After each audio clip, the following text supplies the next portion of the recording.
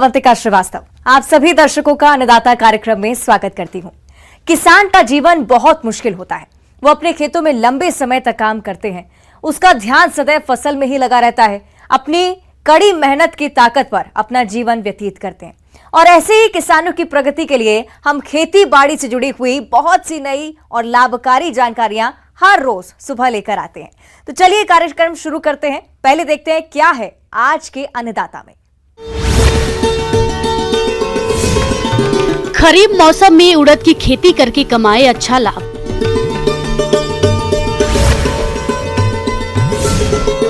Poly house में खीरा की खेती पर किसान का अनुभव।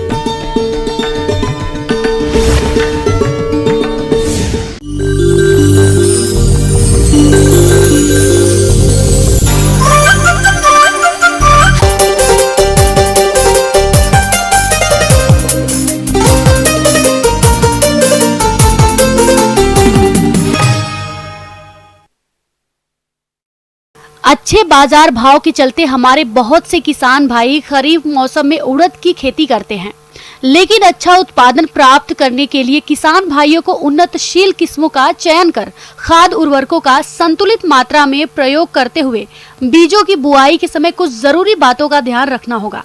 तो आप कैसे करें इन कार्यों को, इसकी समस्त जानकारी दे रहे हैं जिला सागर के विषय विशेषज्ञ राजेश श्रीवास्तव।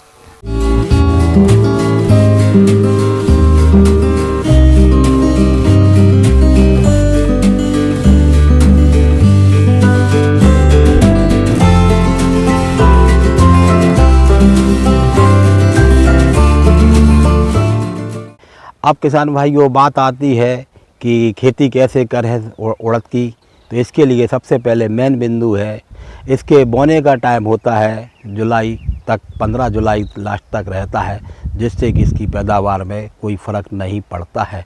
और जितना आप लेट बोते हैं तो उसकी पैदावार में फ़र्क पड़ जाता है। अब किसान भाइयों बात आती है कि बीज का चयन कैसे करें। तो बीज के चयन के लिए अब जैसे कि वैरायटी जो नई वैरायटी आई है, जैसे कि PU 36, जवाहर, शेखर, आज़ाद, और इससे अच्छी भी एक छत्तीसगढ़ ने एक वैरायटी निकाली है जिसका नाम है इंदिरा। इसमें पीलापन वगैरह नहीं आता है। ये भी एक नई वैरायटी निकाली हुई है। इसके बाद PU 31, जवाहर 3, ये भी अच्छी वैरायटी है। इसमें कभी पीलापन का शिकायत कम आता है। दलहन उत्पादन में भारत का विश्व में प्रथम स्थान है। इसके साथ ही उत्पादन और उपभोक्ता में भी भारत पहले स्थान पर है। ऐसे में उड़द की फसल मुनाफे की खेती साबित हो सकती है। तो उड़द की खेती के लिए हल्की रेतीली और दोमट मिट्टी अच्छी होती है। मिट्टी का pH मान 6.5 से 7.8 के बीच होना चाहिए। इसके अलावा खेत में जल निकास की उत्तम व्यवस्था भी होनी चाहिए। किसान भाइयों, आप लोगों के लिए आजकल जो मौसम हो रहा है, ये हो रहा है बोनी करने का टाइम अब लगभग नज़दीक आता जा रहा है। इसमें आपको किसान भाइयों को एक उचित सलाह देना चाहता हूँ कि अभी जो है जो खेत है उनको साद पखर के तैयार कर लें, पाटा चला लें और कल्टीवेटर से, इससे रोटावेटर से जो है पूरा क्लियर कर लें और समतल ज़मीन कर लें। बोने के लिए तैयार खेत को तैयार रखें। तो अब बात आती है कि उड़द की खेती में खाद किस प्रकार दें। तो किसान भाइयों, इसमें 2 पद्धति आती है। एक तो आती है जैसे कि आप सबसे पहले गोबर के 2 ट्राली कम से कम पर एकड़ गोबर की खाद सूखी हुई डाल देते हैं पहले ही, बोने के पहले। और सेकंड बात आती है जैसे आप केमिकल्स पर लेना चाहते हैं, रासायनिक क्रिया से लेना चाहते हैं, तो इसके लिए किसान भाइयों सुपर फास्फेट की 2 बोरी पर एकड़ डालना पड़ती है। 15 किलो यूरिया और 20 किलो पोटास की मात्रा अवश्य देना पड़ती है। पोटास की मात्रा देने से किसान भाइयों आपके खेतों में कीट की मात्रा कम हो जाती है। पूरी तरह ख़त्म तो नहीं है, लेकिन फिर भी 90% आपको कीटों से और वायरस से निजात मिलता है। इसलिए पोटास की मात्रा देना अनिवार्य है।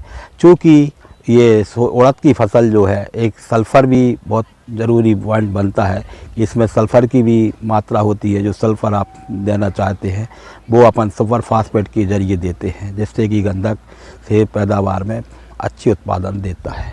किसान भाइयों, खरीफ मौसम में कतार विधि से बुआई के लिए उड़द का 19 से 20 किलोग्राम बीज प्रति हेक्टेयर पर्याप्त होता है, लेकिन रोगों के प्रकोप से फसल को बचाने के लिए बुआई से पूर्व बीज को मैंकोजेब दवा 3 ग्राम प्रति किलोग्राम बीज की दर से बीज को उपचारित करने के बाद इस उपचारित बीज को राइजोबियम कल्चर की 5 ग्राम मात्रा प्रति किलो बीज के हिसाब से उपचारित करके बुआई करें।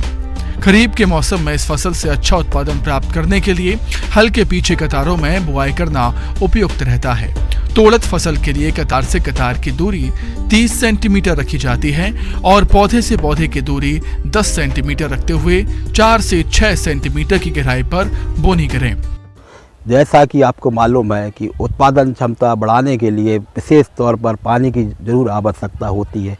कभी कभी देखने में आता है कि जब भी उड़द की फसल जो है फली पर आती है, फूल फली बनना चालू होते हैं और पानी नहीं गिरता है। इस प्रकार अगर कोई प्रॉब्लम आता है तो किसान भाइयों को ये विशेष सलाह दी जाती है कि अपने खेत में किसी भी प्रकार से ट्यूबवेल से या कुएं से या ड्रिप सिस्टम से या बहाव विधि से भी जैसे भी बने उस टाइम पर पानी की अगर नमी नहीं होगी तो उत्पादन क्षमता घट जाती है।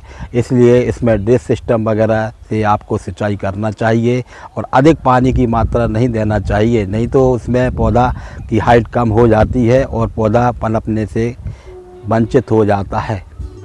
उड़द की फसल में नींदा नियंत्रण सही समय पर नहीं करने पर फसल की उपज में 40 से 60% तक की कमी हो सकती है। फसल और खरपतवार की प्रतिस्पर्धा की क्रांतिक अवस्था 25 से 30 दिनों तक रहती है। इसलिए आप पेंडिमिथिलीन दवा की 3.3 लीटर दवा को 700 लीटर पानी में घोलकर प्रति हेक्टेयर की दर से बीज बुआई के 72 घंटों के अंदर छिड़काव करें, जिससे उड़द की फसल में खरपतवार नहीं उगते हैं। बरसाती फसल में उड़द में बहुत ज़्यादा खरपतवार पैदा होते हैं। अगर आप खुरपी से मजदूर लगाकर या किसी भी डोरर चलाकर किसी भी प्रकार से आप ये जो है अपने खेत के अंदर जितने भी खरपतवार उग रहे इनको आप पूरी तरह से नष्ट करें और जहाँ तक हो खेत में किसी भी प्रकार का कचरा ना हो। किसान भाइयों, अभी तक आपने खेती से जुड़ी हुई कुछ उपयोगी जानकारियां देखी। अब लेते हैं एक छोटा सा ब्रेक, जल्दी लौटेंगे और कार्यक्रम में आगे भी हैं खेती बाड़ी से जुड़ी महत्वपूर्ण जानकारियां, तो बने रहिए हमारे साथ।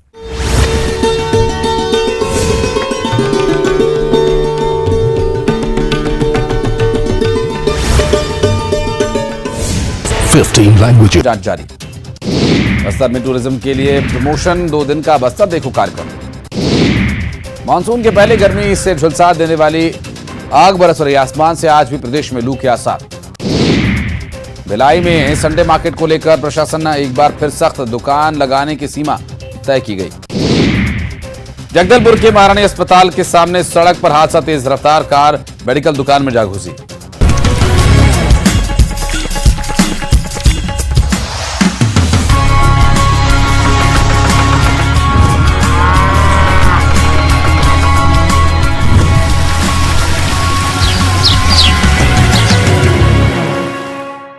ब्रेक के बाद आप सभी दर्शकों का अन्नदाता में स्वागत है। चलिए अब रुक करते हैं अगली कड़ी की ओर।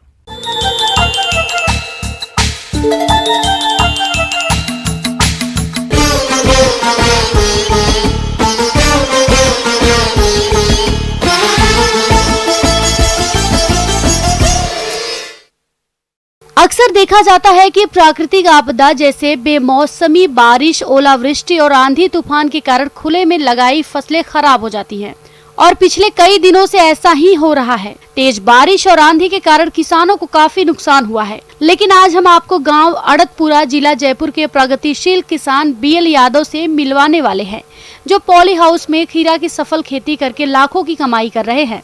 तो चलिए सुनते हैं इनके अनुभव को।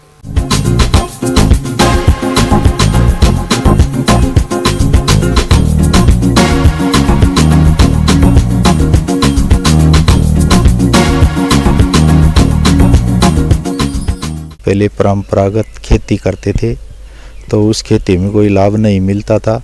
उसको देखते हुए मैंने कहीं देखा तो पॉली हाउस लगे हुए थे, तो मैं भी वहाँ देख के आया और उसको देख के मैंने ये 16-17 में ये पॉली हाउस लगवाया। तो उस टाइम मेरे 30 लाख रुपए का प्रोजेक्ट था, तो मेरे उसमें 10 लाख रुपए लगे थे और मैंने ये तैयार करवाया। किसान भाइयों, इन्होंने 4000 वर्ग मीटर में पॉली हाउस लगवा रखा है। ये किसान कई सालों से पॉली हाउस में खीरा की खेती कर रहे हैं और खीरा की खेती करके अच्छी आय भी कमा रहे हैं। अभी इन्होंने गर्मी के मौसम में खीरा की फसल लगा रखी है और इस फसल से इनको अच्छा उत्पादन मिल रहा है। पहले मैंने इसमें गोबर की खाद डाली, गोबर की खाद डाल के इसमें बुआई जुताई अच्छी तरीके से करके फिर बेड बनाए। बेड बना के बेडों में जो भी खाद, डीएपी, पोटास, जिप्सम वह डाला। फिर बेड तैयार करके ड्रिप बिछा के फिर बढ़िया वैरायटी का बीज लगाया और निराई गुड़ाई का काम। जैसे इसमें बेड करने के बाद में खरपतवार हो जाता है तो उसको 2-3 रोज से खरपतवार को निकालना पड़ता है। तो मैंने बुआई करके और जब ये 1 फुट के हो गए, जब मैंने ये धागे लगा के एक क्लिप लगाई तो बेल पे चढ़ा के और ऐसे तैयार किया। और ड्रिप से पानी चलता है तो इसमें अच्छी पैदावार होती है और ड्रिप से पानी कम लगता है, इसमें खरपतवार बहुत कम होता है तो इससे अच्छी पैदा होती है। तो इसमें पहले बीज लगाने के बाद तो पहली सिंचाई 15-20 रोज से होती है और दूसरी 10-15 रोज से होती है। जब इसमें धीरे धीरे तुड़ाई चालू हो जाती है, रोज पानी चलता है। तो और इसमें जैसे स्प्रे तो पहले तो 1-2 स्प्रे होते हैं। जैसे जैसे फसल बड़ी होती है, जैसे जैसे रोग आते जाते हैं, वैसे करीब रोज कभी फंगीसाइड का, कभी कीटनाशक का, कभी फल फ्रूट सेट होने का, कभी मकड़ी का, कभी फर्टिलाइज़र का। तो इसमें करीब 1 दिन छोड़ के स्प्रे खाद का, सप्ताह में 1 बार फंगीसाइड, पेस्टिसाइड इनका स्प्रे होता ही रहता है। पॉली हाउस में खीरा की खेती करने से तापमान नियंत्रण में रहता है। इन्होंने खीरा की फसल में किए जाने वाले कार्यों को समय समय पर किया, जिससे इनकी फसल में किसी प्रकार की कोई समस्या नहीं आई और खीरा की फसल से अधिक उत्पादन मिला। तो 30-35 दिन के अंदर तुड़ाई चालू हो जाती है तो करीबन 1.5-2 महीने तुड़ाई चालू रहती है। तो करीबन तुड़ाई का साइज है तो 150-200 ग्राम के लगभग खीरे की होती है। तो पूरे पॉली हाउस में 1 दिन छोड़ के 1 दिन तुड़ाई होती है। और जैसे आधे में करे तो रोज आधे में तुड़ाई होती है। तोड़ के इसको डेयरी बना के फिर ग्रेडिंग करते हैं और ग्रेडिंग करके फिर अच्छी तरह से पैकिंग करते हैं और फिर मंडी ले जाते हैं ताकि अच्छा भाव मिले और अच्छा प्रॉफिट मिले। जैसे अपन पैदावार की बात करें तो पूरी क्रॉप की फसल में 45 टन माल निकलता है। इसमें खर्चे की बात करें तो हमारे तो घर का ट्रैक्टर है तो 10,000 रुपये का तो डीजल खर्चा आता है। ट्रैक्टर घर का नहीं हो तो 20,000 रुपये मजदूरी के लगते हैं, 30,000 रुपये गोबर की खाद के लगते हैं। सोइल में कम से कम 20,000 रुपये का खर्चा आता है, 60,000 रुपये बीज का खर्चा आता है, 13,000 रुपये के धागे लगते हैं, क्लिप लगाना 15,000 रुपये का इनका खर्चा आता है। मजदूरी से काम होता है और जैसे थैली का खर्चा आता है, पैकिंग का खर्चा आता है, ट्रांसपोर्ट का खर्चा आता है। 15,000 रुपये स्प्रे के, कीटनाशक के, फंगीसाइड के, वाइट फ्लाई के, ये बहुत से स्प्रे होते रहते हैं। तो इसमें करीब 4 लाख रुपए का खर्चा आ जाता है। तो भाव अच्छे रहते हैं तो किसान के भी अच्छे प्रॉफिट होती है। किसान भाइयों, इनको खीरे की फसल से लगभग 45 टन उत्पादन मिला है। कभी मंडी में भाव कम रहा तो कभी अधिक रहा। इनको खीरे का औसतन बाजार भाव 20 रुपए प्रति किलो के हिसाब से मिला। इस प्रकार से इनको 45 टन खीरे से 20 रुपए प्रति किलो के हिसाब से बेचने पर कुल आय मिली 9 लाख रुपए। और यदि इस फसल में खर्च की बात करें तो खेती तैयारी से लेकर मंडी में ले जाने तक लगभग 4 लाख रुपए का खर्चा आया। यदि इनकी कुल आय 9 लाख में से कुल खर्चा 4 लाख रुपए निकाल दे तो 5 लाख रुपए शुद्ध लाभ मिला। इसके साथ ही यदि खीरे का भाव बढ़ जाता है तो इनको मुनाफा और बढ़ जाता। इस प्रकार ये किसान पॉली हाउस में खीरा की सफल खेती करके अच्छी आय कमा रहे हैं। किसान भाइयों, इन किसान की तरह आप भी पॉली हाउस में खीरा की खेती करके अच्छा मुनाफा कमा सकते हैं। आज मैं इस टाइम में अच्छी पैदावार ला रहा हूँ और अच्छी वैरायटी लगाता हूँ, अच्छी पैदा होती है। आगे और भी है खेती बाड़ी से जुड़ी हुई बहुत सी रोचक जानकारियां, पर यहां पर रुकेंगे एक और छोटी सी ब्रेक के लिए। जल्द हाजिर होते हैं।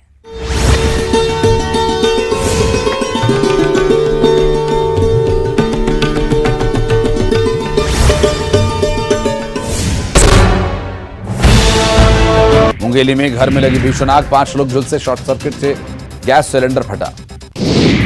भिलाई की लालपुरी परिजात कॉलोनी में छापेमारी, संदिग्ध लोगों को पकड़ा जा रहा है। अंबिकापुर में शराबी पति ने की पत्नी की हत्या कर अंतिम संस्कार की कर रहा था तैयारी, पुलिस ने आरोपी की तलाश शुरू की। जशपुर में ट्रैक्टर के नीचे दबने से किसान की मौत, खेत में काम करने के दौरान हुआ हादसा। मन की बात का 102वां एपिसोड का प्रसारण हुआ। पीएम मोदी ने कहा देश को 2025 तक टीबी मुक्त भारत बनाने का लिया संकल्प। आदि पुरुष के डायलॉग पर विवाद जारी। टीवी एक्टर विक्रम शर्मा ने मनोज मुंतशिर पर की कानूनी कार्रवाई की मांग। विक्रम ने टीवी सीरियल रामायण में हनुमान का निभाया था किरदार। क्षत्रिय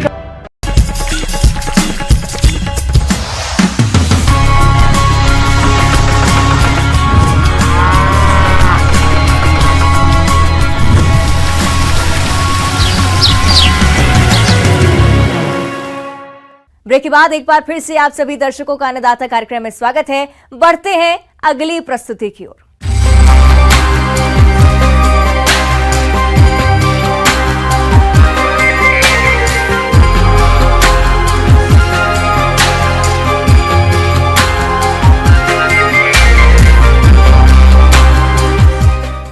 फसलों से अच्छी उपज के लिए खेत में खाद और उर्वरकों का प्रयोग किया जाता है, जिससे फसलों को जरूरी पोषक तत्व मिल सके। जैसा कि आप जानते हैं कि रासायनिक उर्वरकों का उपयोग आज बढ़ता जा रहा है, जिसका दुष्प्रभाव भी आप जानते हैं।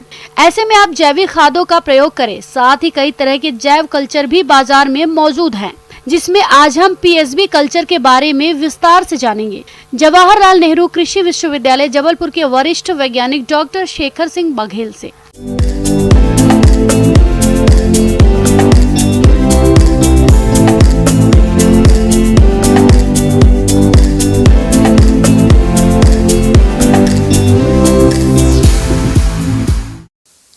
किसान भाइयों, वर्तमान में हम अगर खेती में बात करें तो जैव उर्वरकों का बहुतायत में उपयोग किया जा रहा है, लेकिन हम देखते हैं कि हमारे किसान भाई जो फास्फोरस के लिए डीएपी का बहुतायत में उपयोग करते हैं।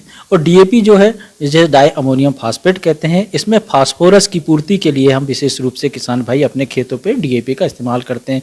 वर्तमान में इसकी लागत, इसका मूल्य अधिक होने के कारण हमारे किसान भाइयों को आर्थिक रूप से परेशानियों का सामना करना पड़ रहा है।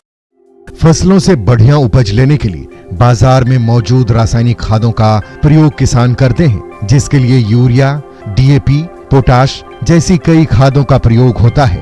अलग अलग फसलों के लिए इनकी अलग अलग मात्रा होती है। अगर किसान इनसे मिलने वाले तत्वों की पूर्ति किसी और माध्यम से कर लें, तो इन रासायनिक खादों की मात्रा को कम कर फसल से भरपूर उपज लिया जा सकता है। आज तमाम तरह से जैविक उर्वरक तैयार किए जा रहे हैं, जिसका प्रयोग करके रासायनिक खादों पर निर्भरता कम किया जा सकता है। पीएसबी कल्चर भी एक ऐसा ही जैविक उर्वरक है।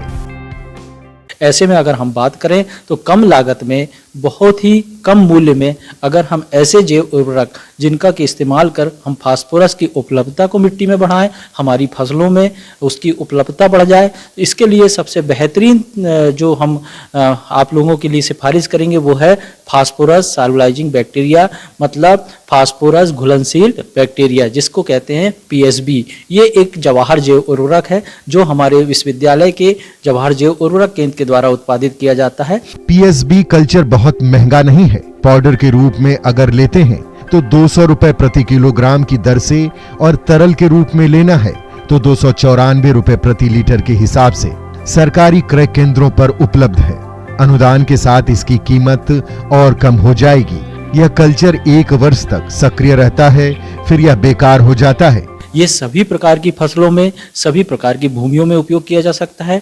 हम देखते हैं कि जितनी भी हम डीएपी के माध्यम से खाद हमारे खेतों में देते हैं, उसमें लगभग 10 से 15% ही हमारी फसलों को उपलब्धता फास्फोरस की हो पाती है। बाकी जितनी फास्फोरस है वो हमारी भूमि के साथ में स्थिर हो जाती है, उसके साथ चिपक जाती है, वो पौधों को उपलब्ध नहीं होती। अब ऐसे में बात आती है कि हम उसकी उपलब्धता को कैसे बढ़ाएं।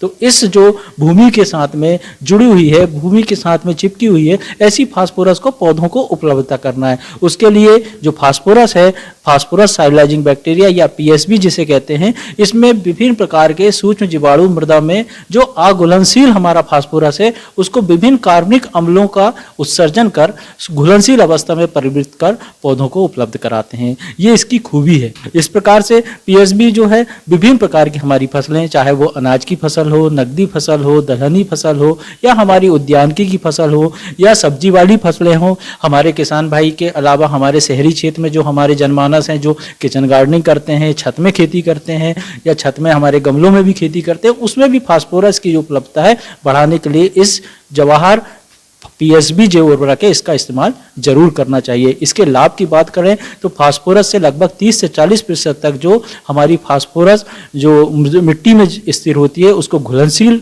रूप में बनाकर पौधों को उपलब्धता को बढ़ाता है। दूसरी बात है कि फास्फोरस की उपलब्धता बढ़ने से पौधों की जो बढ़वार है, हमारे जो पौधे हैं उनकी बढ़वार बहुत अच्छी हो जाती है, उनकी गुणवत्ता बढ़ जाती है। उसके साथ ही जो फफूंद जनित रोग है उससे लड़ने की क्षमता बढ़ जाती है।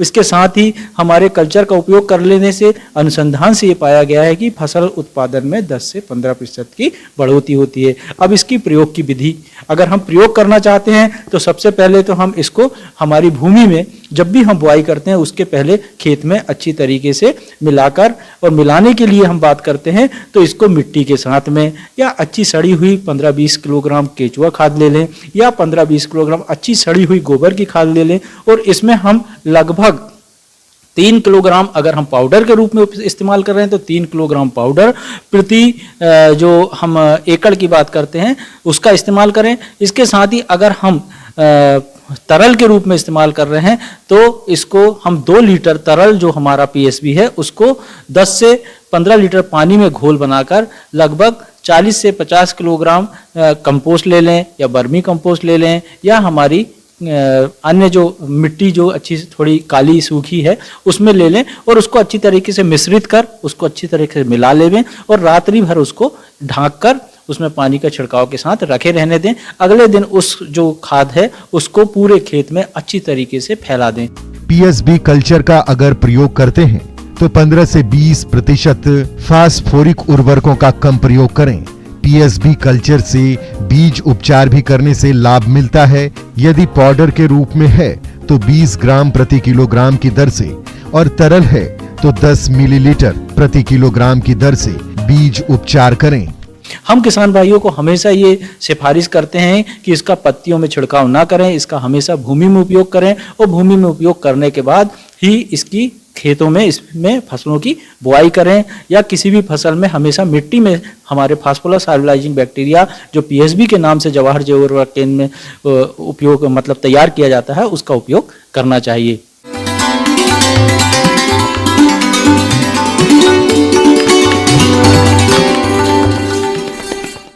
अन्नदाता हेल्पलाइन निशुल्क फोन संपर्क सेवा के माध्यम से आपके द्वारा पूछे गए प्रश्नों में से 1 या 2 महत्वपूर्ण प्रश्न को हम अपने कार्यक्रम में शामिल करते हैं। इसी के तहत आज का चयनित प्रश्न और उसका जवाब इस प्रकार है।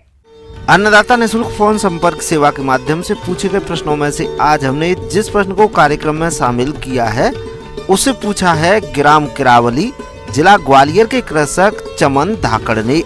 ये गिर नस्ल की गायों के पालन के बारे में जानकारी चाहते हैं। तो चमन धाकड़ जी, आपकी जानकारी के लिए प्रस्तुत है कार्यक्रम का ये अंश। किसान भाइयों, देसी गाय की अगर बात करते हैं तो गिर गाय जो हम यहाँ पर रखते हैं अपने फार्म पर, गिर गाय का एक बहुत बड़ा फ़ायदा ये है कि ये लगातार ज्ञापन होती है, लगातार ब्यात हमें मिलता है।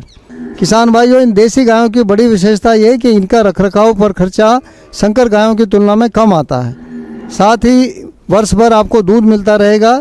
साथ ही इस गाय का जो दूध है वो बच्चों के लिए बहुत ही गुणकारी है। दूध में अगर आप बात करें तो A2 मिल्क की श्रेणी में ये दूध आता है।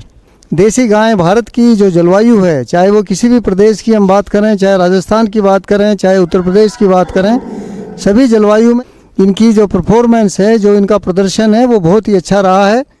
किसान भाइयों, मैं आपको बताऊंगा कि जो गिर गाय है, ये देसी नस्ल की एक बहुत ही महत्वपूर्ण गाय है।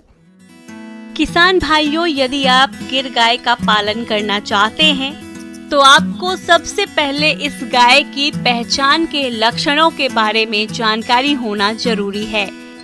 किसान भाइयों, गिर गाय के शरीर का रंग सफेद, गहरे लाल या चॉकलेट भूरे रंग के धब्बे के साथ या कभी कभी चमकदार लाल रंग में भी होता है।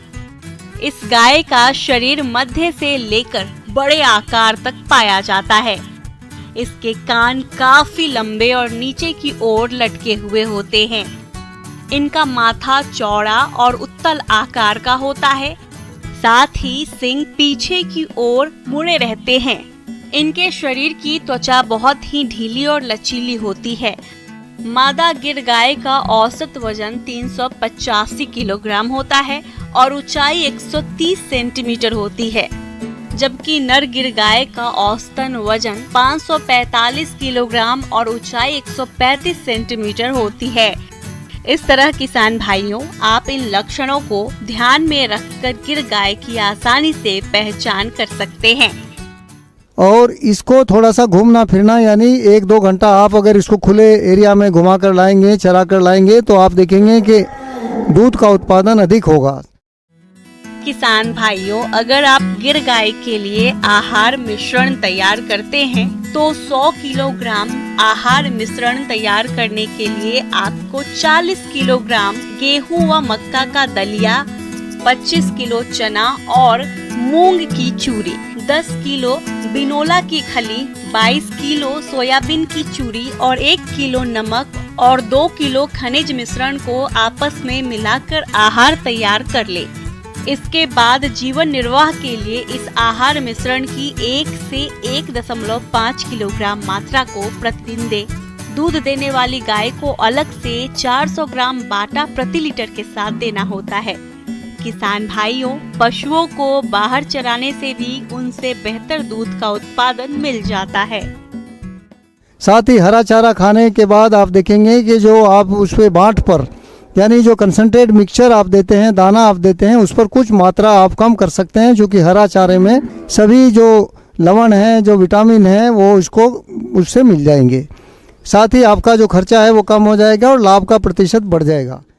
इसलिए किसान भाइयों, आप अपनी एकीकृत कृषि में, जैसे मैंने अभी बताया है, कि कुछ देसी गायें जरूर रखें, जिससे आपको और अधिक मुनाफा होगा। किसान भाइयों, अन्नदाता आपकी सेवा के लिए संकल्परत है। कृषि संबंधित समस्या और सुझावों के लिए आप हमें इस पते पर संपर्क कर सकते हैं। प्रोड्यूसर अन्नदाता news 18 Madhya Pradesh Chhattisgarh, Ramoji film city, Hyderabad 501512। साथ ही आप हमें ईमेल भी कर सकते हैं। हमारा ईमेल है p18annadatamp@nw18.com। इसके अतिरिक्त आप हमें निःशुल्क हेल्पलाइन नंबर 1800-889-2163 पर सोमवार से शनिवार सुबह 10 बजे से शाम 4 बजे के बीच संपर्क कर सकते हैं। किसान भाइयों, अब समय हो रहा है आपसे विदा लेने का, तो हमारी अन्नदाता टीम को दीजिए इजाजत। कल फिर आपसे मुलाकात होगी कृषि संबंधित कुछ और महत्वपूर्ण जानकारियों के साथ। नमस्कार।